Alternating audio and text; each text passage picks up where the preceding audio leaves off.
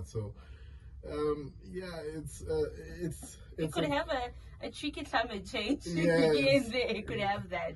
And getting into another question, because I can see that we don't have time, and like I just want to get a lot of information from you before you leave. How should policymakers support entrepreneurs entering the hydrogen space? I think policymakers should make it as seamless as possible.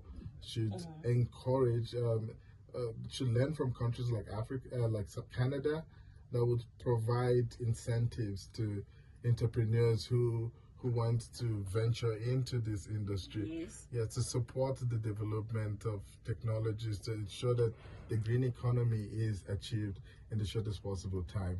And even while we're talking about the green economy, about green hydrogen, we shouldn't forget blue hydrogen. Yes. Yes. Yes.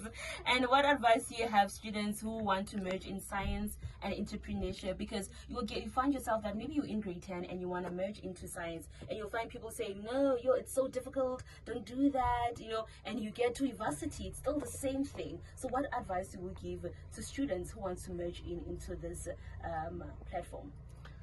I think as much as every discipline is important, I think engineering and technology, science as a whole, is even more important, because that's what's going to take. That's what builds the future. That's what takes us to where we want to get to.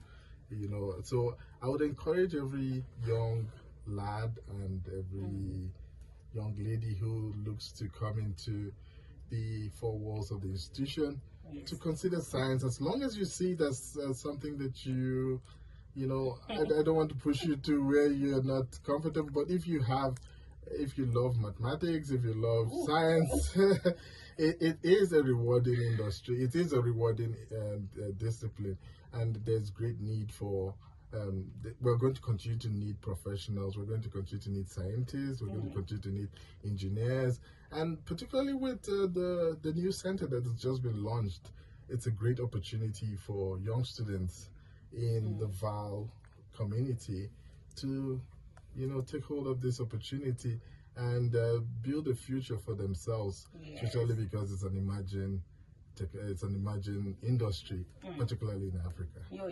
I think my team already got it. Pendulo, you got it. Mdao, you got it. We are merging to science right now. We are changing. We are changing. So closing it off, do you see hydrogen energy reshaping global trade in the next decade? For sure, yes. The demand for hydrogen is growing, and it's even growing at a faster pace than was anticipated. So yes, for sure, it's going to change the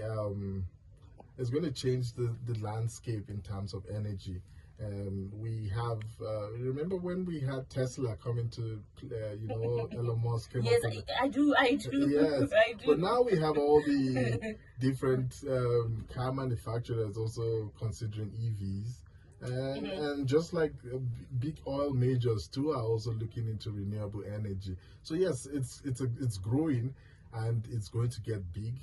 And as much as it gets big, the fossil-based fuel economy is going to continue to shrink. I feel like we should have a feature like this maybe every Monday or every Tuesday on our show, because this is very informing. Trust you me, this is very informing. So my lunch legends, let's just say a beautiful one. Thank you so much, Dr. Lord, for blessing us with your presence, and it has been an informing one. I think maybe you will visit us in studio sometime, right? I would love to. And we could speak about this, like we could literally inform people about this, right? Yes. Educate more. Maybe there's someone that needs a little push, in motivation to do it, right? Yes. Any shout outs you want to do before I close it off? My shout outs will go to the entire leadership of the VAL University, and particularly Dr. Kanakana.